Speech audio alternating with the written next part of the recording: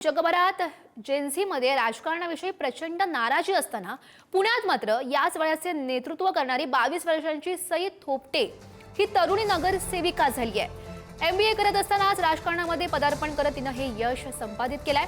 राजकारणातील नकारात्मक गोष्टी पाहण्यापेक्षा सकारात्मक गोष्टी पाहून तरुणांनी राजकारणामध्ये यावं, लोक आपल्याला संधी देतात अशी प्रतिक्रिया सई थोपटे हिने दिली आहे। आणि या संदर्भात सई थोपटे समवेत संवाद साधलाय आमचे प्रतिनिधी बालाजी पोद्दार यांनी।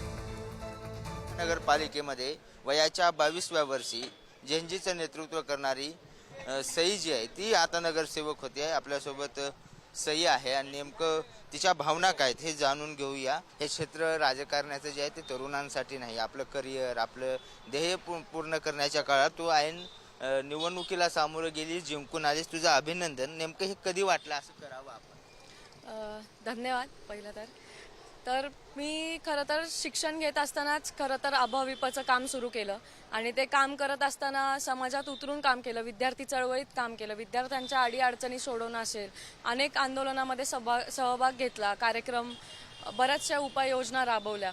तर ह्याच्यामधून समाजाप्रती काम करण्याची माझी एक गोडी तयार झाली आणि मग मी अभाविपचं काम करत असताना विद्यार्थी चळवळीमध्ये विद्यार्थ्यांच्या न्याय हक्कासाठी बरेच काम केलं।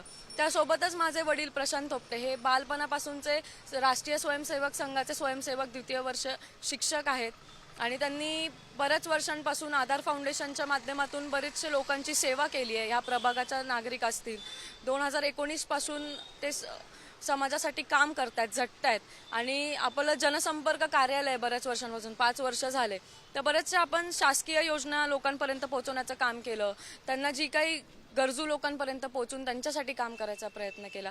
तर मग हे जे मी संघटनेत काम केलं आणि माझ्या वडील जे फाउंडेशनमधनं काम करत होते, संघाचं काम करत होते, तर हे त्यांची प्रेरणा घेऊन आणि माझ्या अनुभवावरती मी ठरवलं की मी हे करू शकते आणि माझ्या वडिलांनी पण मला विश्वास व्यक्त केला की सई तू पुढे येऊन हे करू शकते। मी घरोघरी पोहोचत होते तेव्हा मला असं लक्षात आलं की लोकांना आता चेंज पाहिजे, त्यांना युवक पुढे आले पाहिजे, कारण त्यांना नवीन विचार पाहिजे आहेत, त्यांना नवीन काम करायची एक पद्धत पाहिजे, त्यांना खरंच एक स्मार्ट प्रभाग पाहिजे जो नवीन विचारांनी घडू शकतो, असा विश्वास त्यांनी व्यक्त केला आणि त्यांना निश्चितपणेच आनंद झाला की कोणीतरी तरुण म्हणून आपल्या समोर येते आणि प्रभागाचं नेतृत्व आता तरुण करणार आहे। व्हिडिओ जर्नलिस्ट निखिल करंदीकर सह बालाजी पोद्दार, पुढारी न्यूज, पुणे।